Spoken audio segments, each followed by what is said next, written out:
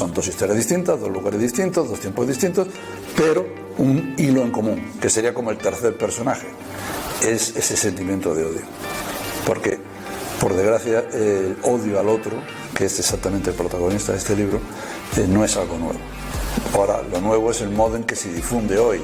Las nuevas tecnologías ayudan a difundir los discursos de odio, pero si te pones a analizar ese odio, es un odio viejo, que huele rancio, que viene de muy atrás. Y entonces me pareció interesante hacer ese juego de espejos para que el lector vea cómo ese tipo de pulsión puede transformar a dos personas normales en dos monstruos. Es una alianza entre el miedo y la frustración.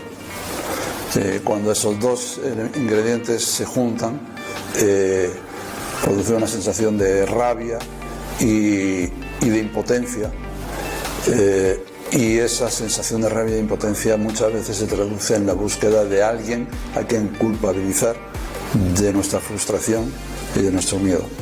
Y generalmente, por desgracia, los seres humanos somos muy bien cobardes, y generalmente a quien se busca es a quien es más débil que tú. Generalmente la gente no se revuelve contra quien realmente le está dañando o quien realmente le está provocando ese miedo. Los festivales yo creo que son ahora mismo una de las herramientas fundamentales para que la literatura y el valor y el peso de la palabra escrita pues recuperen protagonismo en la sociedad, porque aunan esas dos cosas, aunan lo que es recuperar, dar voz y dar protagonismo a ese espacio cultural que es la literatura, y al mismo tiempo tiene una dimensión de espectáculo, es decir, es algo que está ocurriendo delante de los espectadores y que permite esa comunicación directa, que es algo que hoy día resulta muy atractivo, ¿no?